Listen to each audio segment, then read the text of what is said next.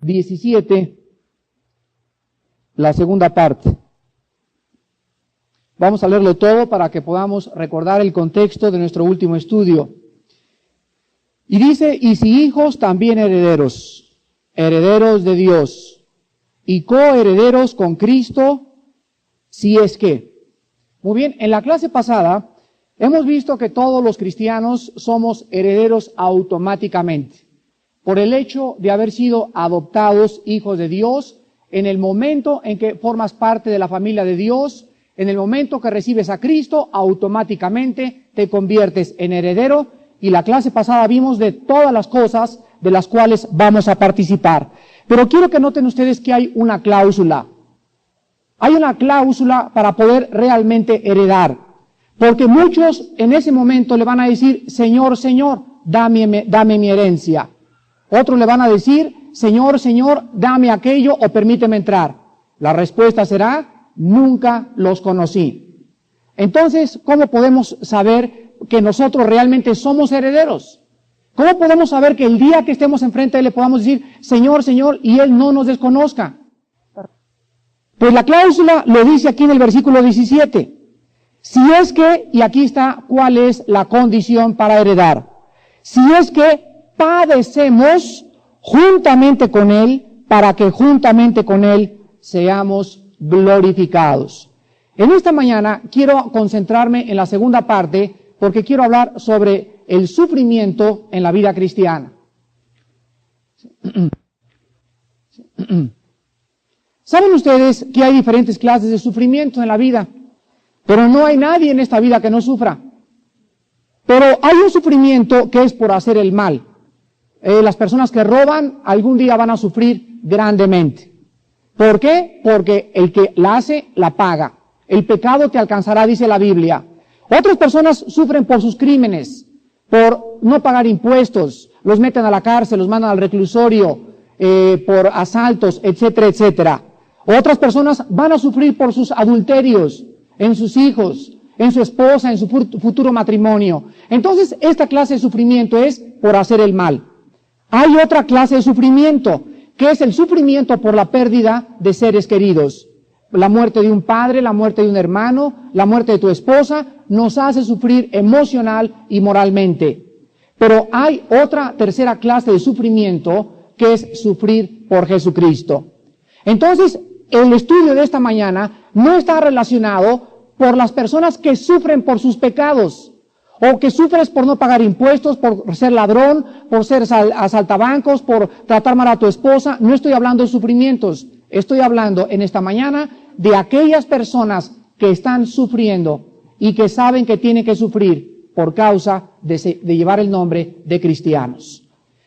Cuando nosotros vamos a Primera de Pedro, porque ese es el libro que vamos a usar en esta mañana, ya que no existe en la Biblia ningún otro libro que sea mejor que el libro de Pedro, para describir el por qué el cristiano tiene que sufrir.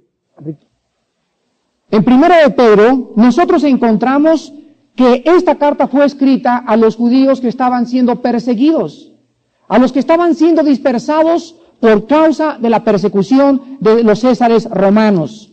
Y en Primera de Pedro encontramos que el apóstol Pedro se sintió que les debería escribir a todos estos cristianos advirtiéndoles que no se sorprendieran por ser perseguidos, que no creyeran que era algo raro lo que les estaba sucediendo, que el sufrimiento formaba parte de la vida cristiana, pero ellos necesitaban saber por qué causas los cristianos tenemos que sufrir. Entonces vamos a ver en esta mañana, en primer lugar, las diferentes clases de sufrimiento que vamos a atravesar por el hecho de ser cristianos.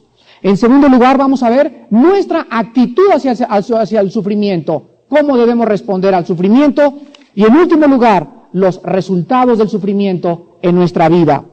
En Primera de Pedro capítulo 2, versículo 19, encontramos en primer lugar en esta mañana, dentro de las clases de sufrimiento que nos esperan, la primera. Y dice el versículo, capítulo 2, versículo 19, porque esto merece aprobación. Si alguno a causa de la conciencia delante de Dios sufre molestias padeciendo injustamente. Quiero que ustedes sepan en esta mañana, hermanos, que los cristianos hemos sido llamados a sufrir injustamente. ¿Qué significa sufrir injustamente? Significa que muchas veces vamos a vivir bajo gobiernos que nos van a hacer sufrir. Por ejemplo, nunca ha habido un gobierno en la historia del ser humano como el gobierno de Roma en los tiempos de los apóstoles. ¿Cómo hicieron los césares sufrir injustamente a los cristianos? Nerón quemó la ciudad de Roma y les echó injustamente la culpa a los cristianos. Los cristianos no hicieron una manifestación, ni se pararon en el hemiciclo a Juárez, ni fueron al Palacio Nacional y pusieron pancartas con el César y le dijeron, protestamos contra esto. Los cristianos aceptaron esto porque ellos veían detrás de esa injusticia un propósito específico de Dios. Otras veces vamos a sufrir injustamente de parte de nuestros padres. ¿Cuántos de ustedes tienen padres injustos, jóvenes cristianos? Creo que muchos de ustedes lo tienen. Padres que no te dan permiso ni de salir a tomar un café con un hermano cristiano. Y tú dices, esto es injusto, papá. Esto es injusto, mamá. Él es un buen muchacho. Él es una persona cristiana y tú no me dejas salir con él. Eso es sufrir injustamente. Pero ¿cuál va a ser tu actitud ante esta injusticia? Tú no puedes ponértele al brinco a tu mamá o insultar a tu padre, sino que dice la Biblia, esto merece aprobación. Si tú corres a tu cuarto y te hincas y le dices, Padre, te doy gracias porque tú estás sobre mi padre y sobre mi madre. Y si ellos son injustos conmigo, tú tienes un propósito detrás. Pero mi conciencia me dice que aunque mis padres sean injustos, yo no puedo pelear contra ellos porque ellos son puestos como autoridad de parte de Dios. Entonces mi conciencia, Señor, delante de ti es sujetarme a mis padres, sean justos o no sean justos. ¿Se dan cuenta? ¿Cuántas de ustedes, señoras, tienen maridos injustos? Y no es justo que mi marido me trate de esa manera. No lo es justo, pero Dios está usando las injusticias de tu marido en tu propia vida. Si tú te rebelas contra las injusticias de tu marido, ¿qué cosa es lo que pasa? Tú le estás diciendo a Dios, yo no quiero saber nada de ti, pero Él no tiene derecho a hacerme lo que me está haciendo. Te pierdes la bendición de Dios y su aprobación. Ahora tú me podrás preguntar, antes de pasar a la segunda clase de sufrimiento, ¿cuál es el propósito de Dios de que suframos injusticias? ¿Por qué querrá Dios de que mis padres a veces no me dejen salir o por qué mi esposo me trata de esa manera? ¿Saben ustedes por qué Dios permite la injusticia en sus hijos? En primer lugar, porque las injusticias nos humillan. Las injusticias nos humillan. ¿No es cierto? Les decía ayer a las mujeres que es humillante sufrir injustamente. ¿Verdad que es humillante? Ah, qué ganas te tuvieras tú de contestarle a tu mamá y a tu papá o a tu esposo. Pero cuando tú sufres y no contestas por causa de la justicia, entonces Dios te da gracia, porque Dios da gracia a los humildes. Entonces las injusticias están programadas para tratar con nuestro ego. Otra causa por sufrir por la justicia es injustamente que te pare una patrulla de tránsito y no es cierto que te pasaste el alto. ¿No es verdad? Ah, qué coraje da. Y tú sabes que no te lo pasaste, y te paran y te dicen, bueno, a ver, prenda los focos de atrás. O sea, ya comienzan a buscarte el pretexto para sacarte un ticket. En ese momento, tú no puedes ponértele al brinco a la policía. Y usted es esto y aquello. Ellos son autoridad injustamente, pero la son. Y si ellos quieren abusar de esa autoridad, hay otra arriba de ellos. Señor oficial, si usted dice que me pasé el alto, está muy bien, vamos a la delegación, yo no voy a discutir con usted, pero yo no me le puedo poner al brinco ni insultarlo, ni a tratar de atacarlo, porque él es una autoridad puesta por Dios. Yo estoy padeciendo injustamente y a lo mejor Dios me quería llevar a la delegación para testificarle al juez. Y ese medio usó Dios para que yo pudiera comprender que era la única manera de que yo pudiera llegar a la delegación. A lo mejor la delegación es un nido de alacranes y en ese momento llego yo y les doy Biblia, les doy folletos, pago mi multa y todos se quedan con la boca abierta. Dicen, esta persona no puede ser una persona normal, tiene que ser una persona sobrenatural. Nuestro testimonio delante del mundo es de mucha importancia. Ahora nosotros vemos en segundo lugar en el versículo 20, 1 Pedro 2:20, que hay otra manera de sufrir o de padecer por Jesucristo. Y dice el versículo 20, pues qué gloria es, si pecando sois abofeteados y lo soportáis. Mas si haciendo lo bueno sufrís, si haciendo lo bueno sufrís y lo soportáis, esto ciertamente es aprobado delante de Dios. La segunda manera en que nosotros vamos a padecer por Cristo es por ser buenos. por hacer lo bueno. Y aquí nosotros podemos clasificar o poner dentro de esta sección, por ejemplo, el hecho de que tú no fumes enfrente de tus amigos, por ser bueno, o sea, por ser diferente, te van a criticar, te van a perseguir y vas a sufrir por Cristo. El hecho de que tú no te vayas a una discoteca un viernes en la noche o que no participes en una fiesta donde todos están tomando, por ser tú diferente a ellos, vas a sufrir. ¿No es verdad? Por ser bueno, por querer agradar a Dios, por ser diferente, vas a sufrir. Y Dios quiere que lo sepas. Estamos llamados a eso porque el mundo no nos quiere. El mundo nos va a hacer sufrir por ser buenos. Porque al mundo comienza a perseguirnos. Ay, sí, muy bueno, ¿verdad? Muy santo, muy esto, muy el otro. Y comienza el sufrimiento por causa de que somos diferentes. Otra de las formas de sufrir haciendo lo bueno es, por ejemplo, cuando tú no participas de la pornografía también. Llegan tus amigos y miran las revistas pornográficas y tú te volteas. Ahí sí, muy, te van a decir luego. ¿No es cierto? Ahí sí, muy santito, muy santurrón. No me digas que tú eres aleluya de los locos del cine Apolo, etcétera, etcétera. Vas a sufrir por ser bueno, por hacer lo bueno, pero quiero que sepas que si tú sufres por eso, lo estás haciendo por causa de Cristo. Y esto merece aprobación. Significa que realmente eres cristiano. Encontramos nosotros en tercer lugar, en el capítulo 3 de Primera de Pedro, capítulo 3 del 13 al 14, encontramos la tercera razón. Ya vimos que vamos a sufrir injustamente, número 1. Número 2, por hacer lo bueno. Número 3, versículo 13 al 14, del capítulo 3. ¿Y quién es aquel que os podrá hacer daño si vosotros seguís el bien? Mas también, si alguna cosa padecéis por causa de la justicia, bienaventurados sois. Por tanto, no os amedrentéis por temor de ellos, ni os conturbéis. En tercer lugar, vamos a sufrir por causa de la justicia. ¿Qué significa ser justo? Bueno, en primera de Juan 3 encontramos que todo aquel que hace justicia es nacido de Dios. Conclusión, una persona que no sea salva no puede hacer justicia. Bueno, ¿qué quiere decir hacer justicia y qué significa hacer justicia? La palabra justicia en el griego es la palabra dikaisune, con D de dado y con K intermedia. Dika y osune, va todo junto y significa lo siguiente. Escuchen muy bien. Justicia significa en el griego dar a Dios y al hombre lo propio de cada uno. Dar a Dios y al hombre lo propio de cada uno. A ver, vamos comprendiendo un poco mejor. Cuando la Biblia dice que Dios quiere que yo sea justo, significa lo siguiente. Me dice Dios, dame lo que me corresponde y a tu prójimo lo que le corresponde. Al César lo que es del César y a Dios lo que es de Dios. Si tú no me das lo que me corresponde, ni a tu prójimo lo que le corresponde, eres lo contrario a justo, eres injusto. ¿Qué cosa nos pide Dios? ¿Y qué le debemos dar a Dios? Hay dos cosas principales para que nosotros seamos considerados justos que tenemos que dar. En primer lugar, nuestro tiempo. Si ustedes no le dan a Dios el tiempo que Él merece tener de ustedes, y mío también en las mañanas, eres injusto con Él. Es injusto que tú vivas para tu trabajo cuando Él murió por ti en la cruz del Calvario y cuando no solamente de pan vive el hombre. Es injusto. Entonces tú tienes que entender que nuestro tiempo es de Él. Ahora, ¿qué nos pide nosotros de nuestro tiempo? Solamente el diezmo de nuestro tiempo. Media hora, 1 hora diaria. ¿Es mucho? Número 2, nuestro dinero y propiedades.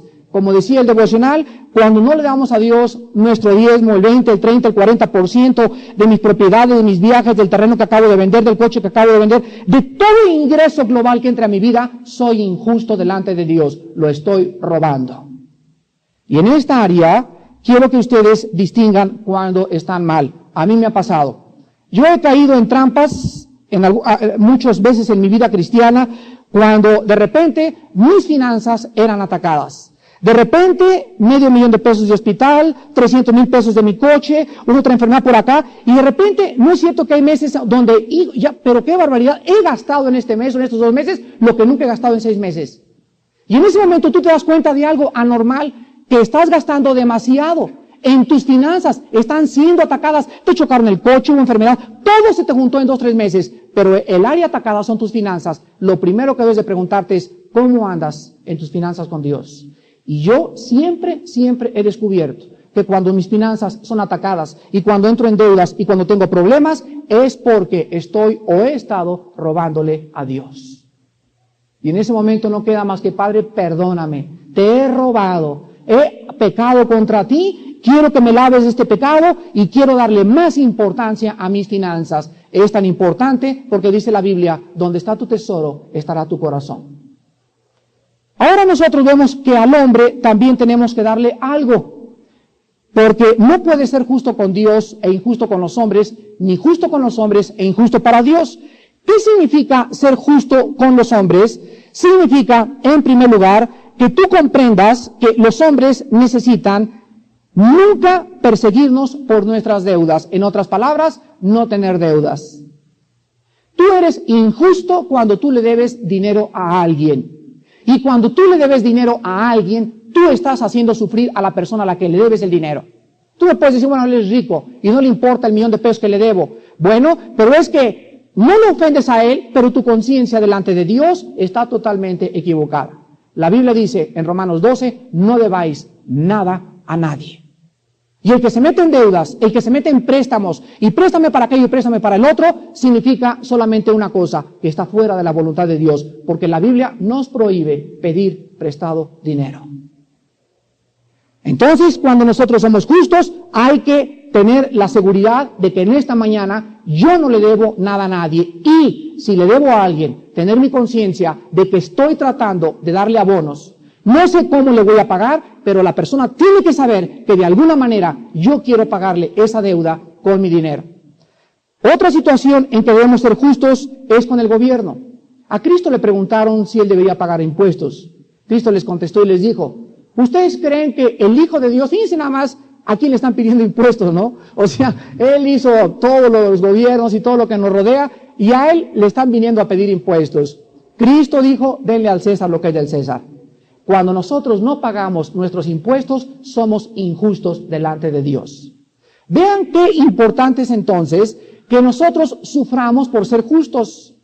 Entonces, cuando tú pagas impuestos y el gobierno no usa nuestros impuestos para aquello que nosotros quisiéramos, estamos sufriendo injustamente, ¿no es verdad? Y la pregunta es, ¿por qué tengo que pagar impuestos cuando el gobierno no está usando mi dinero para el bien común? No es nuestro problema el uso que le den. Nuestra conciencia es primero delante de Dios. Si el gobierno se roba el dinero, si no se lo roba, si hacen carreteras, si no hacen carreteras, es su problema. A mí Dios me dice, Armando en Romanos 12, paga tus impuestos. Y si yo hago tranzas, y si yo soy doctor, por ejemplo, y llega un paciente, y le doy una factura al doctor, a mi paciente, y me dice, le digo al paciente, pues mire, si le doy factura le salen 100,000, y sin factura le doy 80,000, yo estoy robando a Dios. ¿Saben por qué? Porque todo cliente que entre a mi clínica tiene que salir con una factura. Porque cuando venga el pago de impuestos, yo estoy en ese momento declarando falsamente mis ingresos. ¿No es verdad? Me vuelvo un mentiroso, un fraudulento delante de Dios. Yo tengo una tienda y qué fácil, ¿verdad? Pues vendí 50,000 pesos sin factura y 150,000 pesos con factura. Declaro solamente las facturas. Estoy siendo injusto delante de Dios. Y Dios no va a bendecir ni mi clínica, ni mi tienda, ni mi fábrica, ni nada. Porque la Biblia dice, sean santos como yo soy santo, dice el Señor. Limpieza, hermanos, delante de Dios y Él podrá bendecirte. Encontramos también, en cuarto lugar, en el capítulo 4, en 1 de Pedro 4, en el versículo del 15 al 16, la cuarta clase de sufrimiento en el cristiano. 1 de Pedro 4, del 15 al 16. Así que ninguno de vosotros padezca como homicida. Qué claro está aquí, ¿verdad? O sea, no suframos por ser homicidas, o estamos sufriendo por ser ladrones, o malhechor, o por entremeterse en lo ajeno. Ah, ¿cómo sufren los chismosos? ¿No se han dado cuenta de eso? Dice la Biblia, con la vara que mides serás medido. Los chismosos y las chismosas son los que más sufren en las congregaciones. Porque cuando alguien es chismoso, es como un boomerang. Aventas el boomerang y te regresa. Vas a encontrar chismes contra tu persona también. Lo que tú haces te va a regresar. Lo que siembras, cosechas. ¿Cuántos de ustedes están sufriendo? No por los pastores ni por la iglesia, sino por los chismes que ustedes han infiltrado desde hace 2 o 3 meses dentro de la iglesia. Entonces dice la Biblia, no sufras por chismosa. Versículo 16. Pero si alguno padece como que, ahí está la cuarta clase de sufrimiento. Vamos a sufrir simple y sencillamente por llevar un nombre. Y el nombre es cristiano. Qué cosa tan tremenda el ser llamado hijo e hija de Dios. Pero cuando nosotros entendemos que por el hecho de ser cristianos vamos a sufrir, descubrimos entonces que cuando me invitan a mí a una boda de otra religión y yo no asisto a esa boda, me dicen, ¿por qué no vienes a la boda? Y les contesto, porque soy cristiano. Y te van a contestar, yo también soy cristiano. Y entonces estableces la diferencia entre los que se llaman cristianos y los que con sus obras y convicciones están viviendo la vida cristiana. No sé cuántos de ustedes recuerden de la frase que les mencioné hace algunos meses. Los que no la recuerden, yo quisiera que la escribieran. Si las presiones externas son mayores que mis convicciones internas, cederé. Seré derrotado. Vuelvo a repetir. Si las presiones externas de afuera son más grandes que mis convicciones internas, voy a ser derrotado.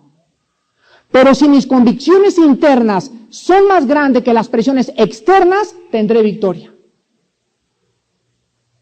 Entonces todos nosotros estamos en un mundo rodeados donde ¿qué cosa hay? Presiones. ¿No es verdad?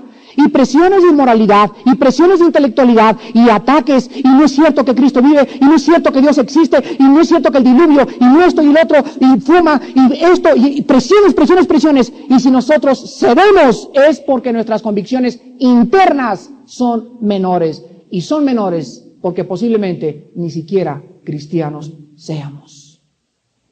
La Biblia dice en 1 de Juan, todo aquel que es nacido de Dios, el que es, ahí está, pero claro, el que es, y el que es, vence. ¿Y saben por qué vence? Vence porque ha decidido sufrir por Cristo. Si ustedes leen Apocalipsis, gracias, 12:11, van a encontrar un versículo que es de mis favoritos cuando trato con personas endemoniadas. Dice el versículo 12:11 de Apocalipsis, y ellos le han vencido. Pero fíjense lo que dice, por la palabra del testimonio, por la sangre del Cordero y porque menospreciaron sus vidas hasta la muerte. ¿Quiénes son los que han vencido? A los que no les importa ya el qué dirán. No me importa que me critiques, no me importa que me persigas, no me importa que me llames esto, no me importa que sea objeto de burla, menospreciamos nuestras vidas hasta la muerte. Entonces los vencedores son aquellos que son hijos de Dios. Y el que es hijo de Dios lleva un nombre, que es el nombre de cristiano. Y el cristiano tiene convicciones internas que van en contra de las presiones externas. Por eso es vencedor, porque el Espíritu Santo nos da la victoria. Ahora es importante que ustedes sepan también que por ser cristiano o cristianos, 350 años quemaron, les arrancaron las orejas con pinzas calientes, les arrancaron el pelo, los echaron a los leones. 350 años persiguió Roma a una secta que se decían ser cristianos. Cuando Nerón y Calígula comenzaron a perseguir sanguinariamente a los cristianos, también Tiberio tuvo algunas persecuciones fuertes en los tiempos de Cristo. Los cristianos se diferenciaban porque casi estaban viviendo como en los tiempos del anticristo. Roma era un poder, un imperio mundial donde había controlado casi todo el África del Norte, casi todo el Asia Menor, casi toda Europa y casi todo el norte de la Palestina. Ya casi antes de Alejandro el Magno había conquistado casi a Irán y había conquistado a los persas. Los romanos se extendieron sus fronteras más grandes que las de Alejandro el Magno. Y todas las personas en el imperio romano que escucharan a los romanos, que se llamaban cristianos, los agarraban, los hacían sufrir, les quitaban el trabajo, violaban a sus esposas y los mataban por causa de que ellos no se avergonzaban de ser llamados cristianos. Cristo dijo, si el mundo los aborrece, quiero que sepan que también a mí me ha aborrecido. Y esto os harán, fíjense lo que dice Juan 15, esto os harán por causa de mi nombre, por ser cristiano. Ahora vamos a ver nosotros, en último lugar, la última clase de sufrimiento de los cristianos en el capítulo 4 de Primera de Pedro, versículo 19. Y dice, en último lugar, dentro de las clases de sufrimiento para el cristiano, vamos a repasarlo. Número 1, vamos a sufrir injustamente. Número 2, por hacer lo bueno. Número 3, por causa de la justicia. Número 4, por ser cristiano. Y en último lugar, por la voluntad de Dios. Versículo 19. De modo que los que padecen según la voluntad de Dios, encomienden sus almas al fiel Creador y hagan el bien. En último lugar, va a haber muchas ocasiones que Dios ha dispuesto en nuestra vida que nosotros suframos. La respuesta se las voy a dar en la tercera y última parte de la conferencia, pero quiero que ustedes sepan que muchas veces Dios va a querer que te paren injustamente los patrulleros. Dios va a permitir muchas veces que nos calumnien los periódicos. Dios va a permitir muchas veces que me agredan físicamente, sí lo va a permitir. Los misioneros que acaban de matar en el Ecuador, no sé cuántos de ustedes lo leyeron, La gloria y el esplendor, el libro tan maravilloso que escribió la esposa del misionero que asesinaron en el Ecuador. Pues fueron 6 misioneros a Ecuador y los indios Aucas del Ecuador los asesinaron, los atravesaron con lanzas y las esposas pudieron escaparse en una avioneta que afortunadamente unas personas habían tenido ahí cerca colocada y lograron evadirse. Esta misionera llegó a Estados Unidos y llegó y dice en su libro que oró durante los próximos 10 días en oración y en ayuno. ¿Y saben ustedes cuál era la oración de esta esposa del misionero que mataron? Padre Santo, quita en mi corazón el odio a los indios Aucas. Ellos habían matado a su esposo. ¿Saben qué pasó, hermanos? A los 3 meses ella regresó sola a predicarles el evangelio. Ella regresó. Y dice ella en su libro que cuando vio a los indios Aucas, ya en su corazón comenzaban pensamientos, ellos mataron a tu esposo, pero ella había perdonado a estos indios Aucas porque había leído 1 Pedro 4:19, donde ella descubrió que había sido la voluntad de Dios que su esposo muriera como mártir en las selvas del Ecuador. ¿Y quién soy yo, decía ella, para decirle a Dios, te equivocaste, Padre? Si es tu voluntad que mi esposo fuera a tu reino a través de una lanza, ¿quién soy yo para decirte, qué haces? Dios dio, Dios me lo quitó, sea el nombre de Jehová bendito. Una vez llegó un joven y le dijo a Cristo, te quiero seguir. Cristo le dijo, ya sabes lo que tienes que hacer, guardar los mandamientos. Cristo le dijo esto porque él esperaba que el joven dijera, ¿verdad? Oye, pero es que no puedo guardar los mandamientos. Pero el joven no le dijo eso. El joven le dijo, los cumplo todos. ¡Qué bárbaro! Y en ese momento, Cristo le dijo, bueno, te falta una cosa. Ve y vende todo lo que tienes. Fíjense ustedes que si él cumpliera todos los mandamientos, hubiera vendido todo lo que tiene. Porque uno de los mandamientos dice, no trates de codiciar y sé benévolo con tu prójimo. Llama a Dios sobre todas las cosas. El joven, ¿saben qué pasó? Él se retiró tristemente. Y estoy seguro que es aquel que dice más adelante, muchos bienes tienes, he amontonado para mi futuro, tengo dólares, tengo petrobonos, alma mía, repósate y tranquilízate, estoy listo para vivir. Y esa noche se oyó una voz que le dijo, eres un necio, esta noche he venido a pedir tu alma. Dios en ese momento quería que ese joven sufriera.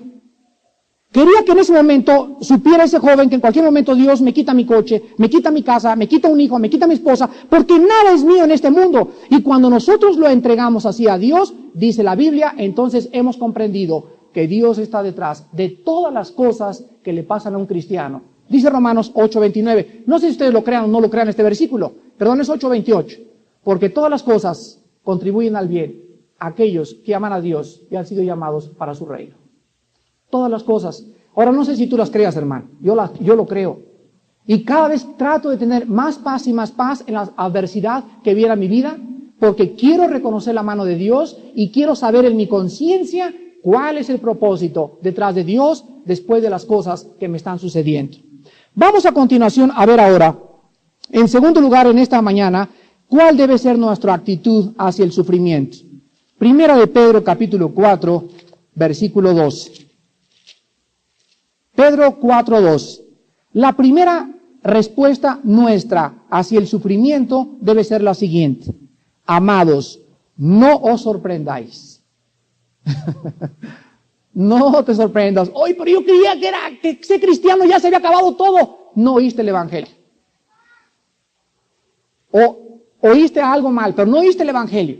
Porque el Evangelio es, carguen una cruz y síganme. Cristo fue un hombre honesto. Y Cristo no nos hizo falsas promesas. Él nos dijo que ser cristiano nos iba a costar. Y que deberíamos nosotros pagar el precio por ser llamados cristianos. Y si no pagamos este precio, es el texto que estamos estudiando esta mañana, no podemos llamarnos. Ni llamarle a el Señor, Señor, el día que aquí en la tierra nunca hicimos ni quisimos padecer por causa de su nombre. Entonces la primera reacción es, no se sorprendan del fuego de prueba. Fíjense nada más, del fuego de prueba que os ha sobrevenido. Nuestra primera reacción al sufrimiento es no sorprendernos. Es absolutamente normal que a la semana de convertido llegues, ya me están criticando en la escuela, mi maestro me dijo esto, mis papás me dijeron esto, no te sorprendas, maravilloso. El que ya tiene más años en Cristo lo sabe, ¿no? No te extrañes, es absolutamente natural. Cristo dijo en Filipenses 1:29, porque a vosotros os es concedido no solamente que creáis en Cristo, sino también que ¿qué? Que padezcáis por su nombre. Inmediatamente cuando recibimos a Cristo, comienza el fuego de la prueba. ¿Por qué se le llama fuego? ¿Por qué simplemente no dice el texto, no se sorprendan de las pruebas, pero va aunado a la palabra prueba, la palabra fuego? ¿Qué hace el fuego con el oro? ¿Qué hace el fuego con todo lo que hace cuando quema algo? Purifica, limpia. ¿Qué hace el fuego en un edificio cuando abraza todo? Quema la madera, el heno y la hojarasca. Y lo único que queda en pie es la varilla, la construcción sólida, el concreto, el cemento. Dice en 1 Corintios 3 que cuando Cristo venga, vendrá el último fuego sobre nosotros y todo aquello que no era real será quemado. ¿Saben ustedes que cuando recibimos a Cristo, comienza Dios a enseñarnos a caminar por el fuego? Y la palabra fuego va unado con prueba. En otras palabras, comenzamos a pasar por pruebas. Pregunta, ¿cuál es la causa por la cual Dios quiere que caminemos por las pruebas? Respuesta, para que nuestra fe sea purificada. Estamos tan llenos de impurezas, estamos tan llenos de egoísmo, tan llenos de egolatría, hay tanta autosuficiencia, hay tanta avaricia, hay tanta perversidad, hay tantas maldades en nosotros, hermanos, que solamente en la prueba descubres qué tienes en tu corazón. ¿No es cierto? Nadie sabe lo que es hasta que atraviesa la prueba. Hace 6 años, un psicólogo, un sociólogo, un psiquiatra y un doctor en sociología se juntaron los 4 para construir un barco, pues no un barco, como una lancha, como de aquí a la caja de cartón aquella, y quisieron atravesar todo el océano Atlántico, viniéndose de Europa hasta las costas del Golfo de México. Pero hicieron este viaje con el propósito de observarse unos a otros. El sociólogo quería observar al psiquiatra al psicólogo al otro, pero querían ver cómo se comportaba el ser humano bajo el sol, cuando se les acabara la comida, bajo la nación, y ver qué salía del corazón de todos ellos. Es increíble el libro que escribió el sociólogo. Y dijo, cuando subimos al barco, todos muy caballeros, el psiquiatra tenía cara de la persona más ecuánime, más estable emocionalmente, nadie se podría imaginar eso, y cuando vino el sol, y cuando no había esto, y cuando no había aquello, comenzamos todos, dice, a sacar la cochinada que traíamos. Estuvimos a punto de matarnos unos a otros. Pero ven, ninguno de ellos se imaginó que fueran asesinos en potencia. Pero cuando la prueba viene, descubrimos lo que tenemos. Muchos hombres me han dicho, mira, yo nunca he adulterado con mi esposa. ¿Sabes por qué? Porque a lo mejor no has tenido la oportunidad. O sea, cuando se presente la oportunidad y no esté tu esposa y tengas tu cabañita allá en Valle de Bravo, solita, no hay nadie, ni siquiera sabe que la tienes y te la prestan, y vas en la carretera y te subes una muchacha, en ese momento de la prueba, ¿realmente le seguirá siendo fiel? Ahorita sí dices que le ha sido fiel porque no ha venido la prueba, pero la cuestión es la siguiente, que cuando venga la prueba, ¿estarás preparado? Hasta ahorita yo no soy ladrón porque no se te ha presentado la oportunidad. Pero Dios va a permitir que estas pruebas vengan a nuestra vida porque ahí vamos a descubrir si somos o no somos. Encontramos nosotros en segundo lugar que la segunda reacción nuestra hacia el sufrimiento, dice el versículo 13 y 14, Primera de Pedro 4, del 13 al 14, nuestra segunda actitud es la siguiente: sino gozaos por cuanto sois participantes de los padecimientos de Cristo, para que también en la revelación de su gloria os gocéis con gran alegría.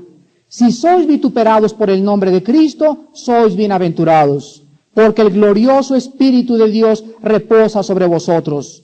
Ciertamente, de parte de ellos Él es blasfemado, pero por vosotros es glorificado. En segundo lugar, no debemos entristecernos, no debemos deprimirnos, no debemos desanimarnos. Cuando un cristiano viene a las pruebas y ya no quiero regresar, y ya ni y cuando comienzan las pruebas y el cristiano comienza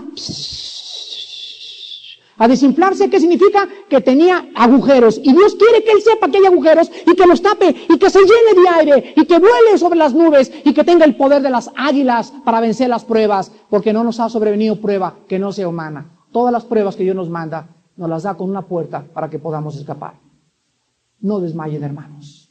No desmayen, porque nuestro trabajo no es en vano. Irán dando y llorando el que lleva la semilla, pero volverá con gozo trayendo sus gavillas. No nos entristezcamos, no desmayemos, no permitamos que las pruebas y los sufrimientos amilanen nuestro espíritu de pelea, nuestro espíritu de lucha y nuestro espíritu que Dios nos ha dado de poder y no de cobardía. Encontramos también nosotros, en tercer lugar, en el versículo 16, que nuestra tercera reacción al sufrimiento es: pero si alguno padece como cristiano, no se avergüence, sino glorifique a Dios. En tercer lugar, no tengan vergüenza ante el sufrimiento. No tengas vergüenza que algún día el periódico aparezca con tu nombre y no digas, no es cierto, yo no soy de ellos. No tengas miedo. No te avergüences que llegues algún día, no te extrañe que llegues algún día a casa de alguna amiga tuya y que en ese momento haya 3 o 4 muchachas y alguien diga, ¿es cierto que ahora eres cristiano? ¡Sí! ¿De qué estás diciendo? Bueno, mira, tanto así como cristiano no, tanto, no. Soy, pero no soy de esos fanáticos de la Biblia en la mano y mucho menos. No tengas miedo. Él no tuvo vergüenza de ser desnudado en esa cruz y ser hecho un espectáculo público en medio de todos nosotros. ¿Saben ustedes que la vergüenza de Cristo en la cruz del Calvario no solamente era que le pusieran criminal, sí, y que le gritaran y que le escupieran y que la vergüenza más grande que él tuvo moralmente es que le quitaran la ropa en medio de todos? Yo me imagino qué pasa cuando vas en la playa y vas saliendo de la playa y la playa está llena y alguien te baja los calzoncillos.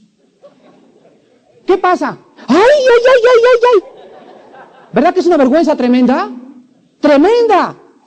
¿Por qué? Porque estamos estudiando Génesis, vamos a ver mañana en la noche que lo primero que el hombre hizo es se cobró conciencia de que estaba desnudo delante de Dios.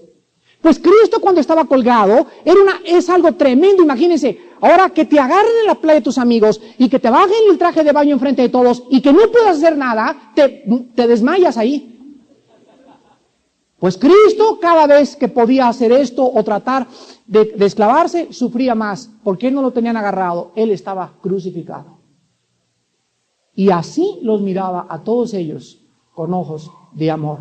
Él no tuvo vergüenza por todos nosotros. ¿Por qué habría yo de avergonzarme de su nombre?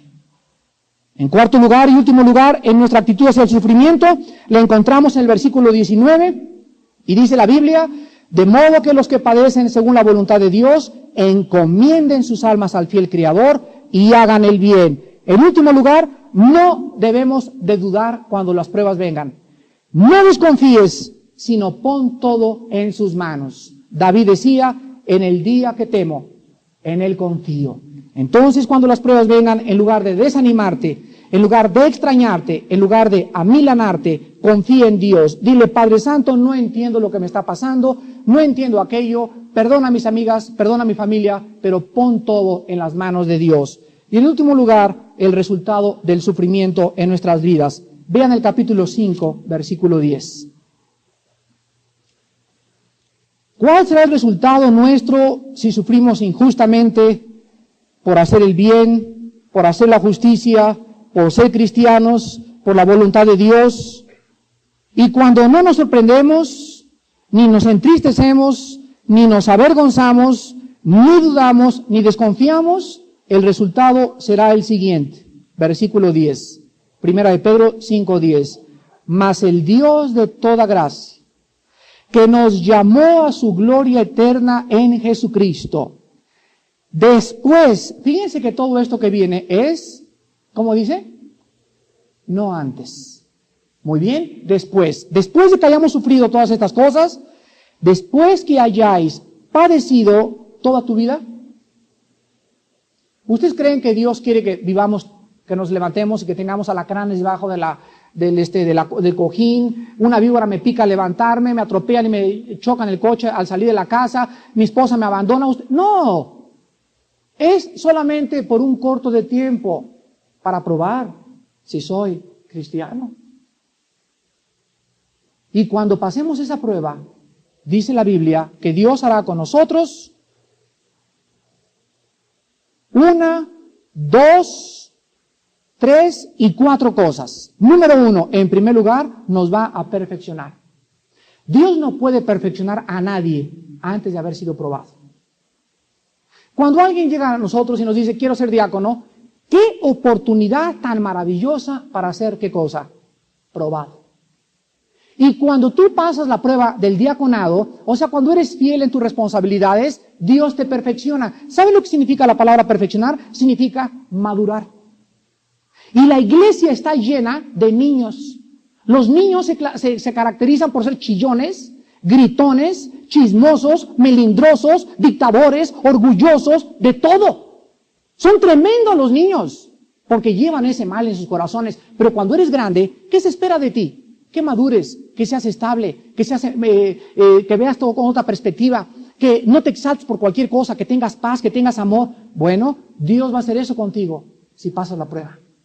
En segundo lugar, dice la Biblia que nos afirmará. Esto significa que el sufrimiento y las pruebas nos van a ayudar a que nosotros podamos estar, la palabra lo dice, firmes. De repente yo planto una semilla y comienza la semilla a crecer. Y cuando nace una semilla, ¿nace como un tronco así de grueso? No, nace delgadita. Entonces, ¿qué hago yo? ¿Le pongo un ventilador enfrente? No, porque ¿qué le hago? Es demasiado fuerte el viento. Dios sabe cómo sopla contra nosotros. ¿Ustedes creen que a un nuevo convertido Dios le va a poner un huracán? ¿Ustedes creen que Dios le hubiera dicho a Abraham, dame a tu hijo cuando Abraham tenía 5 años caminando con él? No. Se lo pidió después de que Abraham conocía y había confiado en Dios. Y se lo pidió porque sabía que Abraham estaba listo para darle a su hijo. Entonces no tengan miedo que a lo mejor Dios me pide que me lleve mi coche, a lo mejor me pide que quite la casa. No sean tontos, hermanos. Dios quiere lo mejor para nosotros. Y las pruebas que vienen van a estar en proporción a nuestra fe y a nuestra firmeza. Pero si pasa el tiempo y somos holgazanes y no estudiamos la palabra y somos irresponsables y somos esto y el otro, no esperemos pasar la prueba. Hay una señora que visité la semana pasada en el hospital psiquiátrico de allá de Tlalpan. ¿Saben qué le pasó a esta señora? Tiene 7 años en Cristo. Me hablaron a Cuernavaca el jueves. Pues fíjate, Armando, que la señora esta, bla, bla, bla, tuvo un ataque de nervios. La tuvimos que inyectar con sedativos y está ahorita hospitalizada. Cuando hablé con ella el jueves, le pregunté, hermana, ¿qué le pasa? ¿Cuánto tiempo tiene usted en Cristo? Me dijo, 7 años. ¿De dónde viene? De la iglesia fulana de tal. Bueno, ¿cuál es su problema? Y me contestó con la honestidad más grande del mundo. Dijo, ahora Armando, que estoy aquí atravesando esto, yo sé que no estaba lista para soportar la prueba. ¿Qué cosa fue lo que le pasó a la señora? La señora descubrió que su esposo la engañaba. Una hija suya había abortado. Y por si fuera poco, le habían robado todas las joyas de su casa del Pedregal. ¿Y saben qué pasa? Vinieron tantas pruebas tan juntas y no estaba ya preparada que sucumbió ante las pruebas y casi se vuelve loca y casi se queda loca para siempre. Entonces Dios dice, estén listos para el tiempo de la prueba. Fortalezcanse en la mañana. Un cristiano listo es el que en la mañana está con Dios, está lleno del Espíritu Santo, y cuando vengan los vientos y cuando vengan los ríos y cuando venga el aire contra la casa, mi vida está firme. Mi vida no se mueve por un viento de doctrina, no se mueve por lo que pasa, no se mueve por los temblores ni por la persecución. Mi vida está como un árbol plantado junto a corrientes de agua, chupando la palabra de Dios, y nunca se moverá porque mi ancla es Cristo. Estén pues firmes vosotros en la palabra de Dios. Y dice en tercer lugar, nos fortalecerá, o sea, nos hará fuertes ante la vida. ¿Cuántos muchachos recién casados a los 2 años de casados se divorcian? ¿Saben por qué? Porque son débiles emocionalmente. ¿Cuántas muchachas no están dispuestas al matrimonio porque vienen, que le huelen los calcetines al esposo, que se la llevó a vivir no sé a dónde, esto y el otro? Es una muchacha así, en su casa ni los huevos sabía hacer, siempre su vestidito, siempre sus medias, siempre sus tacones. Nunca la preparó su mamá para enfrentarse a la vida y se enfrenta a la vida sola. ¿Y qué pasa? Ella no está fuerte. Hay un joven que es sobrino de un gran periodista aquí en México, que hace 15 días se suicidó, de 25 años. Un joven que a los 15 años tenía un Rolls Royce, un joven que tenía viajes a Europa, un joven que esto, y llegó a los 25 años, y como toda la vida fue color de rosa, y nunca papi le pudo dar al chavo Pirruris lo que él necesitaba, forjarlo y enseñarlo a trabajar desde joven. Cuando el joven a los 25 años se casó, a los 2 meses de casado, la esposa se va con otro. Agarró la 45 y se voló la tapa de los sesos. No estaba preparado para vivir en la vida. ¿Ven por qué se suicida la gente? Porque no están preparados a enfrentarse a las pruebas. Dios quiere prepararnos, hermanos. Dios quiere hacernos fuertes, nos quiere madurar, nos quiere fortalecer, porque la vida no es una vida color de rosa, no es Aladino, no es Batman, no es la Cenicienta. Hermanos, la vida es dura. El sufrimiento nos espera, la agonía de no tener empleo, la agonía de la muerte de un ser querido. Estamos llenos todos los días de problemas. Seamos fuertes para enfrentarlos con la ayuda del Espíritu de Dios. Y en último lugar, dice la Biblia, nos establecerá. ¡Ah, qué cosa más maravillosa! Esto significa que nos dará, fíjense lo que significa en el original griego, nos dará estabilidad emocional. La característica más grande de una persona no cristiana, ¿saben cuál es? La inestabilidad emocional. La característica más grande de un cristiano, ¿saben cuál es? La estabilidad emocional. El no cristiano, como no está listo, toma, fuma, se evade, busca la irrealidad, se suicida, se convierte en un degenerado, se convierte en un homosexual, en un adúltero, está escapándose siempre de su realidad. Se evade, es inestable emocionalmente. Un día está acá, otro día está acá. Un día está con los hijos, otro día los deja por una muchacha. Es inestable. El cristiano es como árbol plantado junto a corrientes de agua, como un árbol grueso así, que no se mueve, que siempre está con su fe puesta en Jesucristo. Y esto es lo que Dios nos promete si nosotros padecemos por Él. Yo les invito en esta mañana a que reciban el sufrimiento en la vida cristiana, que padezcan por Cristo. Vale la pena sufrir con Él, porque si sufrimos con Él, seremos herederos también, juntamente con Él. Oremos. Señor, te damos gracias por recordarnos que dada nuestra naturaleza perversa y engañosa, podemos llegar a creer que estamos bien contigo. Podemos creer que por el hecho de ir a una iglesia católica o protestante o a cualquier iglesia, ya somos llamados cristianos. Pero tu palabra es tan clara y nos dice que el cristiano verdadero, esto es, no el que pertenece a una iglesia o a una religión, sino aquel que tiene a Jesucristo a través del Espíritu Santo en su corazón, esta persona va a estar dispuesta a sufrir por tu Hijo.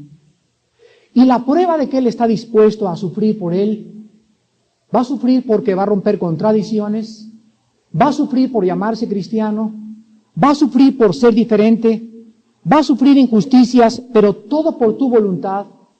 Este es el sello de que Él realmente ha nacido de nuevo. Y cuando las pruebas vengan a nuestra vida, tú nos mandas que no nos extrañemos, que no nos sorprendamos, que es normal. Nuestra fe tiene que ser purificada. Tenemos que ser probados si somos o no somos. Y no hay mayor razón para poder descubrir si somos que cuando vienen las pruebas.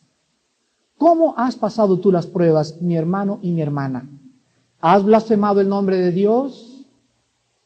¿Te has enojado contra Dios? ¿Has dicho ya no quiero saber más de esto? Posiblemente no seas cristiana. Posiblemente no seas cristiano. A lo mejor sí te levantaste en el seminario. A lo mejor en el desayuno también te levantaste, pero tu conversión no fue real. Quiero recordarles a todos los que están presentes y a los que van a oír esta conferencia, la verdadera prueba del cristiano es estar listos a sufrir por él. A no buscar el agrado del mundo, porque si buscáramos agradar a los hombres, no seríamos llamados siervos y siervas de Cristo. ¿Cuántos de ustedes en esta mañana ni siquiera han sufrido por Cristo? Han vivido bajo el techo de una religión y ni siquiera tienes la mínima manifestación de ser hijo o hija de Dios. Yo te pido que en esta mañana le entregues tu vida al Salvador, que te arrepientas de tus pecados con todo tu corazón, que le digas: Padre, sí es cierto, me he avergonzado de ti tantas veces me ha dado pena que sepan que yo soy tu hija, me ha dado pena porque no quiero perder el favor de mis amigos, no quiero que me vean mal en la oficina, no quiero que en la escuela me comiencen a señalar. Perdóname, Padre, porque a ti te señalaron, de ti se burlaron y te levantaron entre el cielo y la tierra, te quitaron la ropa y fuiste hecho espectáculo por mis pecados. Perdóname porque no volveré a avergonzarme jamás de ti.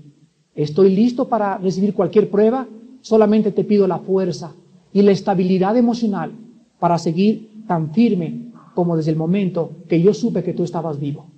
Las personas que en esta mañana quisieran por primera vez entregarle sus vidas al Salvador, no importa a qué religión pertenezcan, háganlo en este momento. Tú has sido traído no por coincidencia. Tu corazón ha sido preparado por el Espíritu Santo esta mañana. Hoy estás listo para descubrir que Él vive. Y dile en esta mañana: no solamente voy a creer en ti, Cristo, sino que también estoy lista a sufrir por tu nombre. Las personas que en este momento quisieran invitar a Cristo a sus vidas, les voy a pedir que hagan 3 cosas. Número 1, arrepiéntanse. Los que se llamaban cristianos y han descubierto que se han avergonzado de Cristo, arrepiéntanse. Porque probablemente ni siquiera seas cristiano. A lo mejor tienes hasta 10 años en la iglesia, evangélica o no sé qué religión tengas, pero no eres cristiano si no has sufrido por Cristo. En segundo lugar, crean en Él como el Salvador, como el único que puede cambiar tu vida, el único que te puede perfeccionar, madurar y darte estabilidad emocional ante todos los problemas de la vida. Y en último lugar, simplemente ábrele tu corazón. Dile: Señor Jesús, heme aquí para hacer tu voluntad. Ya no puedo luchar contra ti. Quiero experimentar tu divinidad, tu poder, la vida nueva que me quieres dar, y quiero experimentar el perdón de pecados. Lávame con tu sangre y hazme la persona que tú quieres que yo sea.